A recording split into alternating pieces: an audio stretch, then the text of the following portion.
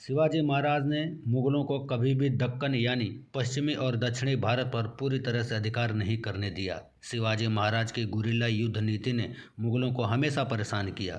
बावजूद इसके शिवाजी को मुगलों के हाथों शिकस्त मिली और उन्हें मुगल सेनापति जयसिंह के साथ पुरंदर संधि करनी पड़ी। लेकिन जब संभाजी यानी छावा ने मराठा साम्राज्य की गद्दी संभाली तो उन्होंने औरंगजेब को जीना मुहाल कर दिया। यहाँ तक कि उन्होंने औरंगजेब से यह कहा था कि उनका इतना बुरा हाल करेंगे कि उसे दिल्ली में मौत भी नसीब नहीं होगी, और यही सच हुआ। मुगल भारत विजय के लिए आगे बढ़े। वे दक्षिण की ओर कूच किए तो उनका सामना मराठों से हुआ।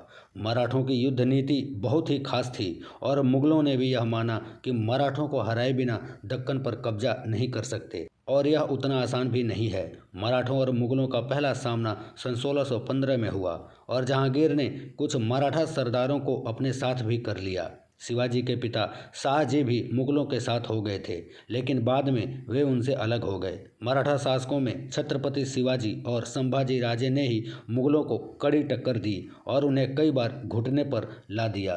छत्रपति शिवाजी ने मुगलों को दक्षिण में पांव पसारने से रोकने के लिए मराठा साम्राज्य की स्थापना की थी। शिवाजी ने बीजापुर सल्तनत के सेनापति अफजल खान को मारकर यह साबित कर दिया था कि वे एक अजेय योद्धा हैं। उनकी बढ़ती ताकत से औरंगजेब बहुत घबराया हुआ था। उसने अपने दक्षिण के वायसराय को उनके खिलाफ युद्ध के लिए भेजा, लेकिन वह सफल नहीं हुआ। उसके बाद औरंगजेब ने अपने प्रमुख सेनापति जयसिंह को विशाल सेना के साथ भेजा, जिसमें शिवाजी की हार हुई और उन्हें पुरंदर की संधि करनी पड़ी। पुरंदर की संधि के बाद जब शिवाजी औरंगजेब से मिलने उसके आगरा दरबार में आए तो औरंगजेब ने उनका अपमान किया और उन्हें संभाजी के साथ किले में कैद करवा दिया। शिवाजी ने इतने में हार नहीं माना और उन्होंने बीमारी का बहाना बनाकर वहां रहना शुरू किया, जिसकी वजह से उनकी सुरक्षा कम कर दी गई। जिसके बाद वे फल मिठाई मंदिरों के लिए भेजने लगे और एक दिन इसी फल मिठाई की टोकरी में बैठकर वे आगरा के किले से संभाजी के साथ भाग निकले। शिवाजी और संभाजी के भागने से औरंगजेब बहुत परेशान हो गया। सन 1680 में शिवाजी की मौत के बाद छावा यानी संभाजी छत्रपति बने। शिवाजी के बेटे संभाजी राजे, जिन्हें छावा यानी शेर का बच्चा कहा जाता है, उन्होंने मराठा साम्राज्य को विस्तार देने और मुगलों को टक्कर देने के लिए इतना पराक्रम दिखाया कि औरंगजेब बौखला गया और उसने संभाजी को मारने के लिए कसम खाई। बुरहानपुर पर हमला करके जब संभाजी ने मुगलों के खजाने को लूटा तो औरंगजेब इसे बर्दाश्त नहीं कर पाया। संभाजी ने अपने उत्कर्ष के दिनों में 210 युद्ध किए और हर युद्ध में उन्हें जीत मिली। संभाजी के सामने जब मुगलों की विशाल सेना घुटने टेकने लगी तो औरंगजेब ने कसम खाई कि जिस शाही ताज को उसने अपने परिवार वालों को मारकर हासिल किया था, उस ताज को वो तभी पहनेगा जब संभाजी की शिकस्त होगी।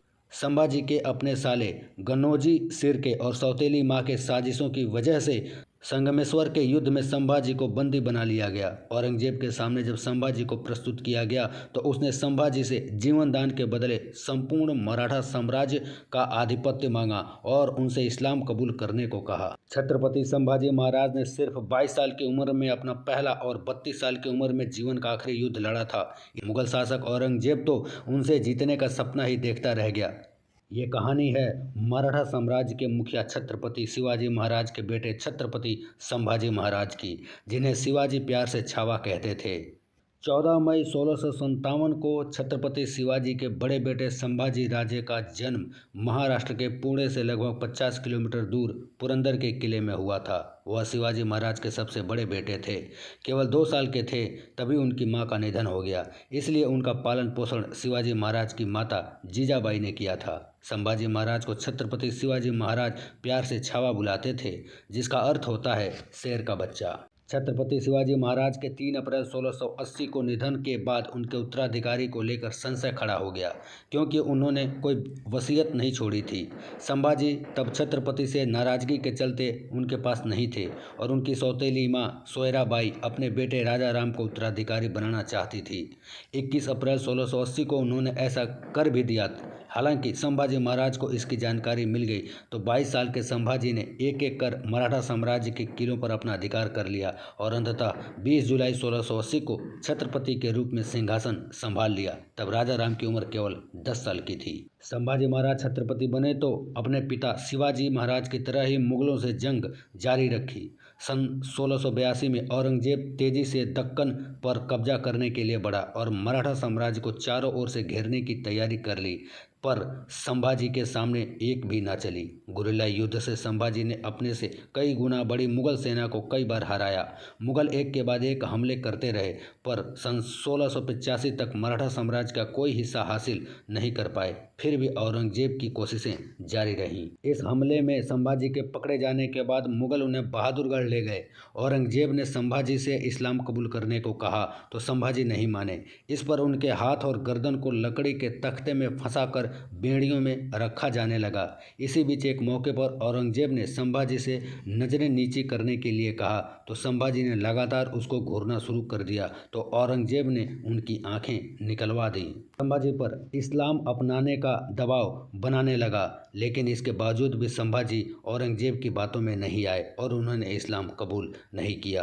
औरंगजेब ने उनकी जुबान निकलवा दी, साथ ही उन पर और भी यातनाएं की जाने लगी। एक एक कर उनके सभी अंग काट दिए गए और आखिर में 11 मार्च 1689 को धड़ से सिर जुदा कर उनकी हत्या कर दी गई। तब संभाजी की उम्र केवल 32 साल की थी। औरंगजेब यही नहीं माना, उसने संभाजी महाराज की हत्या के बहाने मराठा साम्राज्य में अपनी दहशत बनाने की कोशिश की और संभाजी का सिर कई दक्षिणी शहरों में घुमाने लगा। इससे डरने के बजाय मराठा और भड़क गए और मराठा साम्राज्य के सभी शासक एकजुट हो गए। इससे औरंगजेब की चाल उल्टी पड़ गई और मराठा साम्राज्य पर कब्जे का सपना अधूरा ही रह गया। इतनी सारी क्रूरता के बावजूद औरंगजेब को भी छावा की मौत का अफसोस होने लगा। वह खुद संभाजी महाराज का कायल हो गया और उन्हीं के जैसे औलाद की कामना करने लगा।